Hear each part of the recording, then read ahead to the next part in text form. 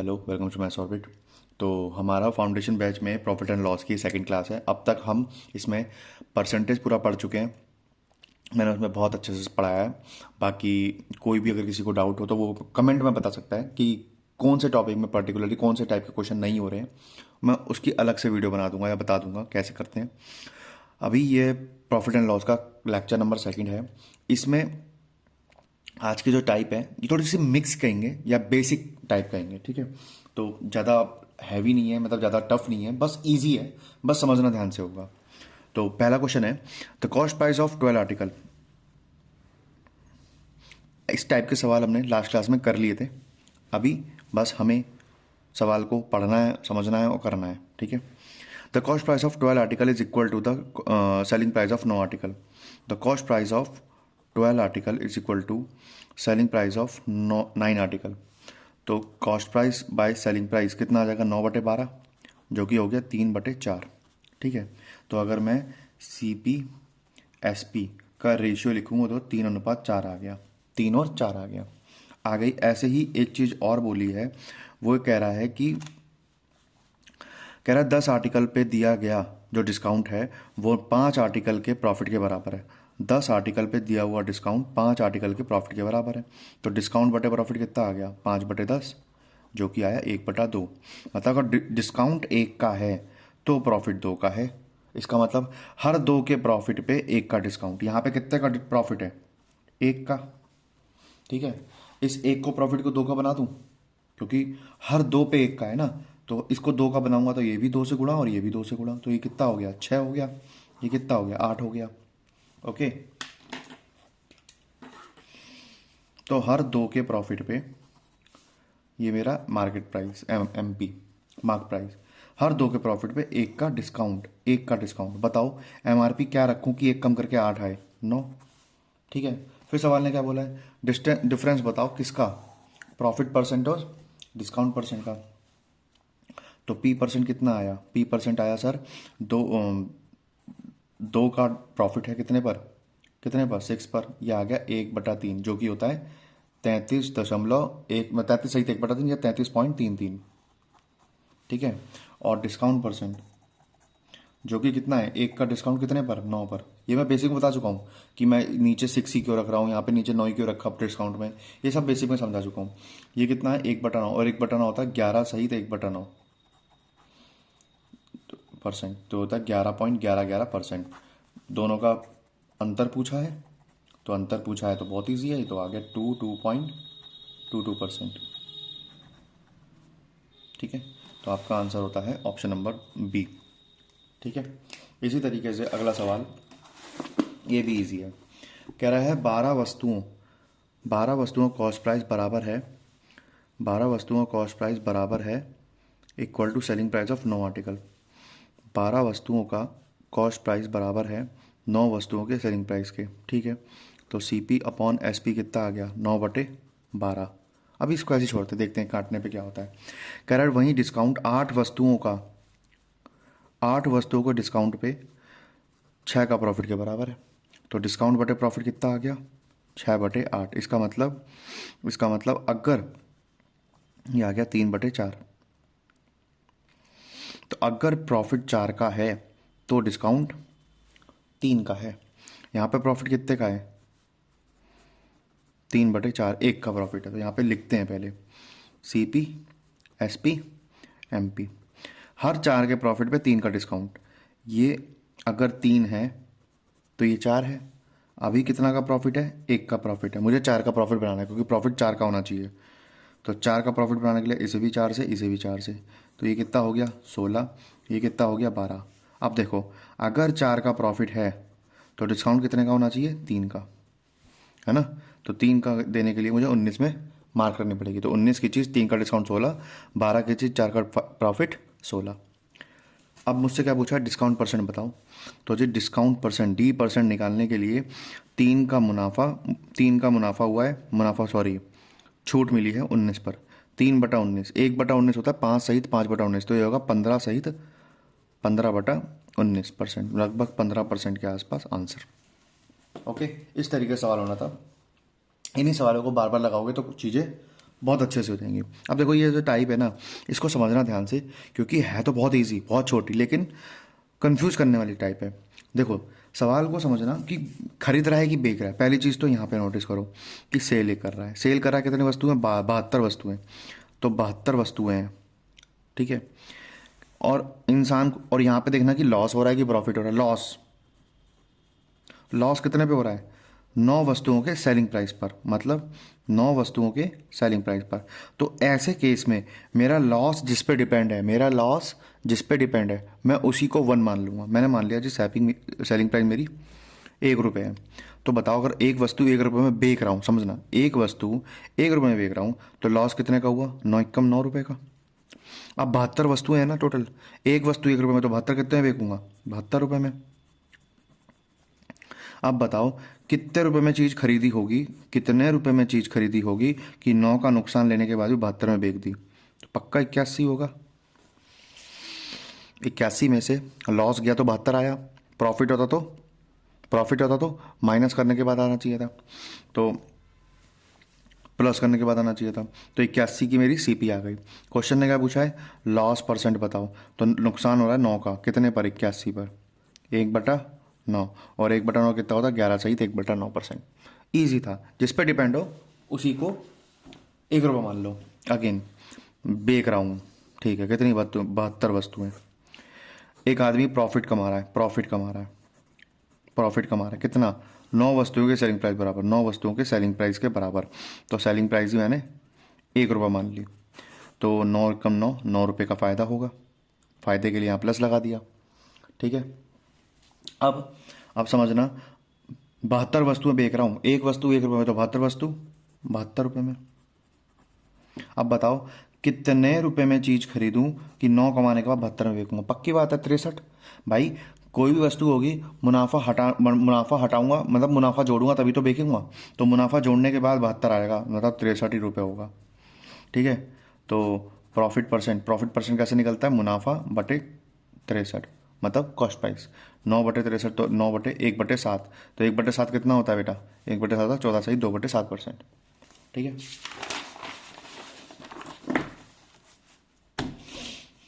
अब अगेन बेच रहा हूँ, ठीक है, लेकिन अब की बार जो उसे प्रॉफिट हो रहा है वो कॉस्ट प्राइस पे हो रहा है। मतलब अब की बार जो उसे प्रॉफिट हो रहा है वो 9 वस्तुओं के कॉस्ट प्राइस पे हो रहा है, तो कॉस्ट प्राइस ही 1 रुपये मान लो। अगर एक वस्तु 1 रुपये में खरीद रहा हूँ, अब बेच नहीं रहा हूँ, खरीद रहा हूँ। अगर एक वस्तु 1 रुपये में खरीद रहा हूँ तो 9 वस्तुओं पे कितना होगा? 9 रुपये का मुनाफा प्लस हो गया। तो बताओ अगर 72 वस्तुओं की जी बात हो रही है, एक वस्तु 1 रुपये में खरीदो, तो 72 कितने में खरीदी होंगी? सीधा 72 रुपये में। अब की बार सेलिंग प्राइस की जरूरत ही नहीं है। पहले तो सेलिंग प्राइस नहीं कर रहा था क्योंकि सेलिंग प्राइस पता था, अब सेलिंग प्राइस की जरूरत नहीं है, ठीक है। तो सीधा प्रॉफिट परसेंट कितना होगा? सर 9 का मुनाफा 72 पर 1/8, और 1/8 कितना होता है? 12.5%, ठीक है। अगेन लॉस हो रहा है कितने पे? Cost price of 9 article. तो लॉस हो रहा है कितना? कॉस्ट प्राइस ऑफ 9 आर्टिकल, तो कॉस्ट प्राइस को ही 1 रुपये मान लिया, तो मतलब 9 का नुकसान। 72 वस्तुओं की बात कर रहा हूँ, ठीक है। तो एक वस्तु 1 में खरीदी तो 72 कितने में खरीदी होगी? सीपी आ गया 72 ही रुपये, ठीक है। तो लॉस परसेंट कितना आएगा? सर 9 का घाटा 72 पर 1/8, और 1/8 अगेन 12.5 होता है। तो ये क्वेश्चन तो ईजी था, ठीक है। अब ये करते हैं, समझना ध्यान से, बेसिक सवाल है, बेसिक, और ये 2017 मेंस का क्वेश्चन है सीजीएल में, ठीक है। तो कह रहा है कॉस्ट प्राइस ऑफ 25 आर्टिकल बराबर है the revenue of selling X item, मतलब selling price of X item, ठीक है, एक्स आइटम। तो कॉस्ट सीपी बाई एसपी कितना आ गया? x/25। समझ में आया? दूसरी जगह दे रखा है आपको कि प्रॉफिट हो रहा है 25%। एक बात बताओ, अगर प्रॉफिट 25% है तो कितना होगा? 1/4 होगा। इसका मतलब अगर सीपी 4 की है तो मैंने 1 कमा के सेलिंग प्राइस कितना आ जाएगा? 5 आ जाएगा, ठीक है। इसका मतलब सीपी एसपी का अनुपात कितना रहने वाला है? 4/5, ठीक है। अब मैं अगर इस चीज़ को सॉल्व करूं, तो कुछ ऐसा दिखेगा। पहली बात तो ईजिली हो जाएगा, क्या? 5 का 5 गुना, 5 का 5 गुना, तो इस 4 का भी 5 गुना, कितना आ जाएगा 20।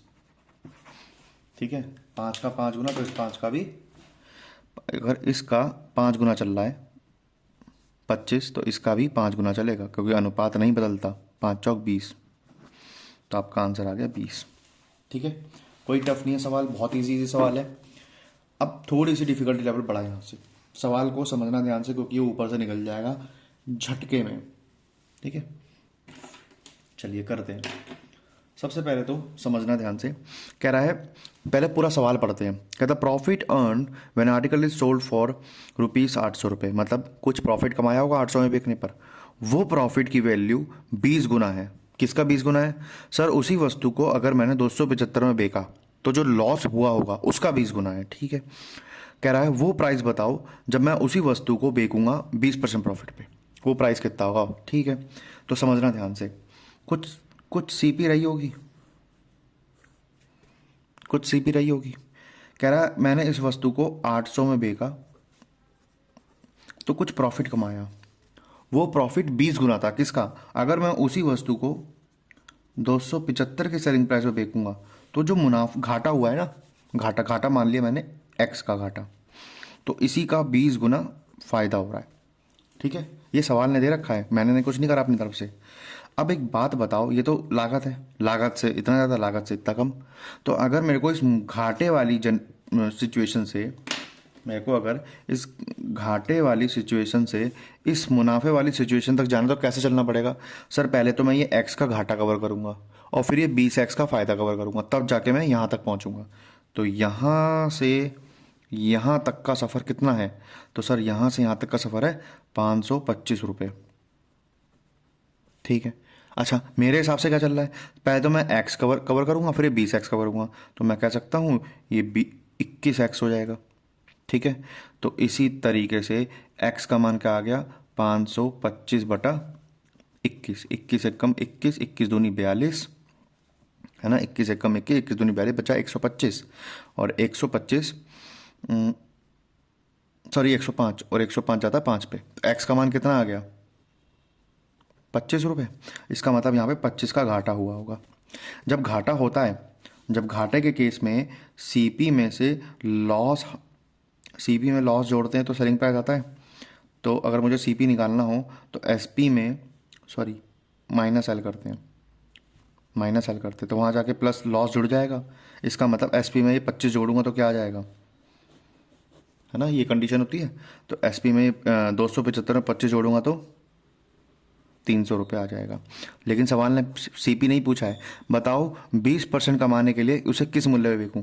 तो 20% कमाने के लिए तो सीपी का 120% कर दूं मैं, तो 300 का 120%, तो 2 जीरो से 2 जीरो, 120 दिया 360, ख़त्म। आप ऐसे भी कर सकते थे सर, 300 रुपये की मेरी लागत है, इसमें 20% 60 जोड़ दूंगा तो 360 हो जाएगा। ऐसे भी कर सकते हो, ऐसे भी कर सकते हो, जैसे मर्जी। यही सेम सवाल अब यहाँ पे भी है, ये थोड़ा सा अच्छा है, इसको समझना ध्यान से। कह रहा है किसी वस्तु को, कह रहा है profit after selling an article, मतलब एक वस्तु को बेचने के बाद जो प्रॉफिट हो रहा है, कितने में बेच रहा हूँ, 717, तो सेलिंग प्राइस 717। ठीक है, कह रहा है वो जो प्रॉफिट हो रहा है वो 11 सहित 1/9% ज़्यादा है। किससे ज़्यादा है? अगर मैं उस वस्तु को 527 में बेच रहा हूँ, अगर मैं उस वस्तु को 527 में बेच रहा हूँ, में हुआ घाटा, में हुआ घाटा, तो मतलब यहाँ पे कुछ घाटा हो रहा होगा। ठीक है, उसका उस घाटे से इतना ज़्यादा है। ठीक है, तो इस चीज़ को यहाँ समझते हैं, 11 सहित 1/9% ज़्यादा, ये मैंने परसेंटेज में बहुत अच्छे से समझाया कि ज़्यादा क्या है। अच्छा 11 सहित 1/9 कितना होता है, 1/9, ज़्यादा का मतलब प्लस, इसका मतलब ये 9/10 हो गया। ठीक है, अब समझना किससे कंपेयर कर रहा है, जो प्रॉफिट है वो ज़्यादा है किससे, लॉस से। तो हमने परसेंटेज में अच्छे से सीखा है कि कोई भी चीज़ फ्रैक्शन में जो वही ये चीज़ आती है, फ्रैक्शन में वही चीज़ आती है जिससे तुलना करते हैं। तो तुलना किससे कर रहे हैं हम, लॉस से, और ये क्या है, प्रॉफिट। ठीक है, तो अगर 9 का लॉस है, अगर 9 का लॉस है तो प्रॉफिट कितने का है, 10 का। सिंपल, अगेन सवाल वहीं बन गया। कि मेरे को यहाँ से यहाँ जाना है, तो कितना चलना पड़ा सर? 717 में से 527 गया तो आपका आया 190। ठीक है, 190 आया। अच्छा, मुझे कितना चलना पड़ेगा सर? पहले तो ये 9 चलना पड़ेगा क्योंकि 9 का घाटा कवर करना पड़ेगा, फिर ये 10 का घाटा, 10 का फ़ायदा भी कवर करना पड़ेगा यहाँ पहुँचने के लिए। तो कुल मिला के ये बराबर है 19 के। तो एक की वैल्यू कितनी आ गई? एक की वैल्यू आ गई 10 रुपये।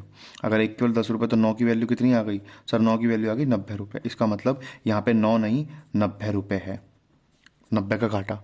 अगेन अगर मुझे सीपी में से लॉस हटाता हूँ तो आता है सेलिंग प्राइस। तो अगर मुझे सीपी निकालनी है तो सेलिंग प्राइस में लॉस जोड़ना पड़ेगा। तो 527 में 90 जोड़ूंगा तो कितना आएगा? 617। ठीक है, ये आपका सेलिंग प्राइस आ गया। कह रहा है बताओ 10% प्रॉफिट कमाने के लिए मुझे उसे कितने में बेचना पड़ेगा। कोई सिंपल बात, बहुत सिंपल बात है। सीपी कितना है? 617। मुझे इसमें 10% जोड़ना है। 10% कितना होगा? 61.7। आपको अच्छे से बताया कि अगर किसी का 10% निकालना हो तो एक के बाद जीरो, एक के बाद पॉइंट लगा दो या तो एक जीरो हटा दो। तो कितना आ गया एस सेलिंग प्राइस? 0.7 0.7 0.7 0.7 ये गया, दोनों गए। 7 और 1 8 8 8 8 8 ख़त्म। ठीक है, ये 678 रुपीज़ का मैं वस्तु बेचूंगा। ठीक है, सिंपल है। लास्ट सवाल आज की क्लास का, और ये लास्ट सवाल अपने आप में बहुत है, तगड़ा सवाल है।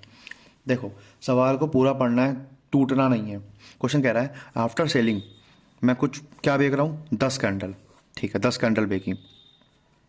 एक आदमी को मुनाफा हो रहा है, प्रॉफिट ऑफ, मुनाफा हो रहा है कितना?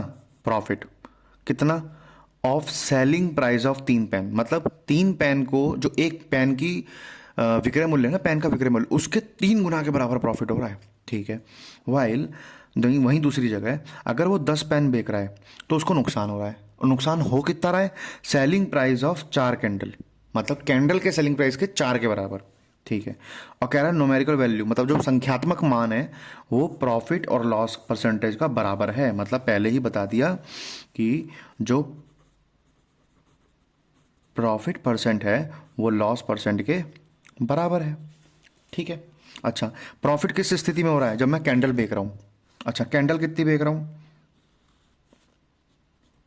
समझना, कैंडल कितनी बेच रहा हूँ? 10 कैंडल का एसपी, वो सॉरी सीपी, 10 कैंडल का सीपी। भाई लागत से तो करते कंपेयर। अच्छा, और जब मेरे को नुकसान हो रहा है तो मैं क्या बेच रहा हूँ? 10 पेन। तो 10 पेन का सीपी। यहाँ समझ में आई बात? अच्छा, मुनाफा कितना हो रहा था सर? मुनाफा हो रहा था 3 पेन के सेलिंग प्राइस के बराबर। तो 3 पेन के सेलिंग प्राइस के बराबर। अच्छा, नुकसान कितना हो रहा था सर? नुकसान हो रहा था 4 कैंडल के, 4 कैंडल के सेलिंग प्राइस के बराबर। ठीक है, तो परसेंटेज निकालने के लिए गुणा 100, परसेंटेज निकालने के लिए गुणा 100।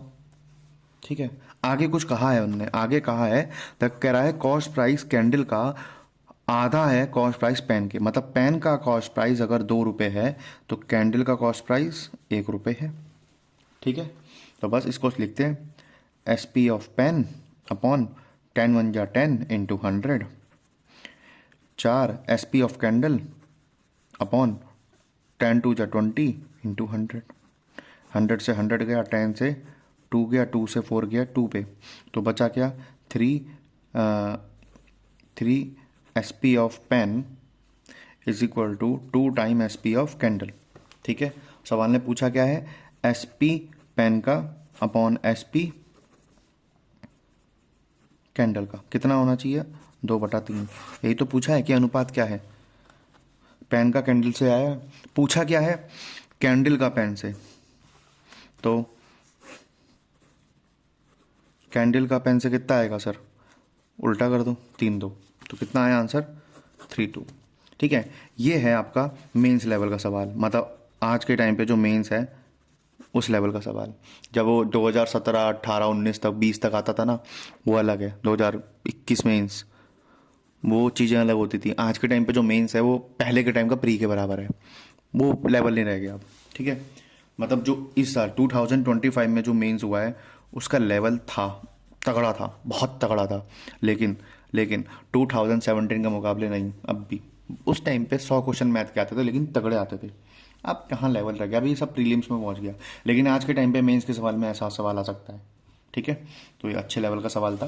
तो ये है हमारा प्रॉफिट एंड लॉस का पार्ट 2।